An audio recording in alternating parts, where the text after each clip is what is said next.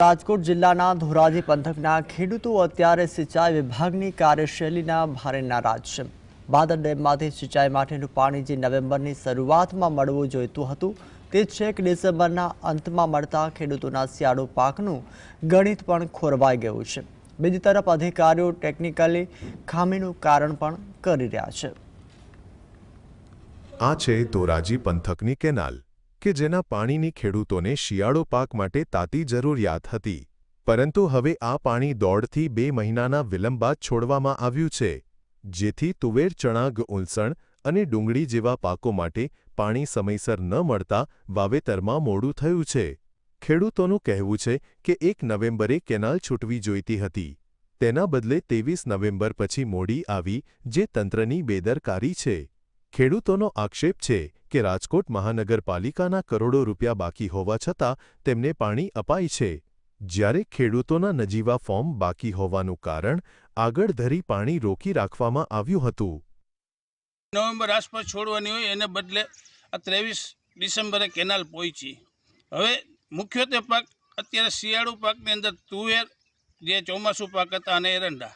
નવા પાકનું વાવેતર ઘઉં, ધાણા, ચણા, આવા અન્ય પાક, લસણ, ડુંગળી છે।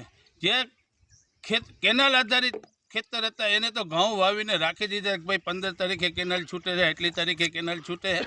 એ ખેડૂતને આજની તારીખમાં હવે એના ખેતરમાં પાણી જશે તો ઓછામાં ઓછા ઘઉંને 15 થી 20 મણની નુકસાની ઉતારામાં છે। નબળી ક્વોલિટીના ઘઉં થાય, પાછતરી ગરમી પડે એટલે, અને ખેડૂતને આ નુકસાની સહન કરવાની છે આ તંત્રના પાપે।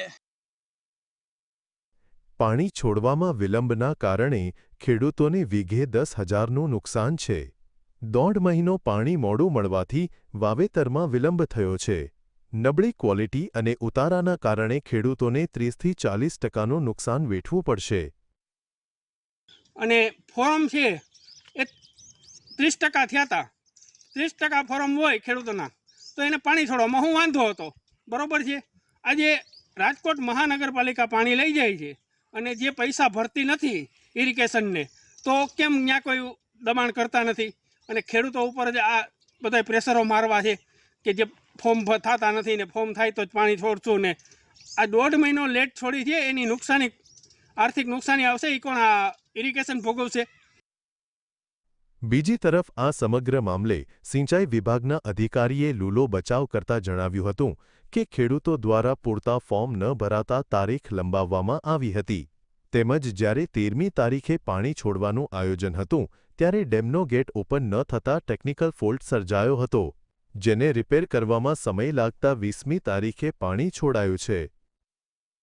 પરંતુ 30% ફોર્મ થતાં આપણે તારીખ લંબાવેલી હતી અને આપણે ગત 13 તારીખે રાત્રે કેનાલ છોડવાનું આયોજન કરેલ હતું, પરંતુ ટેકનિકલ ફોલ્ટને કારણે ગેટ ઓપન થઈ શકેલ ન હતા। ત્યારબાદ આપણે મિકેનિકલ વિભાગની જે વિંગ છે એને આપણે જાણ કરીને એને બોલાવવામાં આવેલી હતી અને એ ટૂંકમાં ડેમની અંદર આપણે નીચે 34 ફૂટ જેટલું નીચે કામ કરવાનું હતું, જેને આપણે ગત 20 તારીખે આપણે કેનાલમાં ટૂંકમાં પાણી છોડવામાં આવેલું છે, જે આપણે રિપેરિંગ કરીને પાણી છોડવામાં આવેલું છે।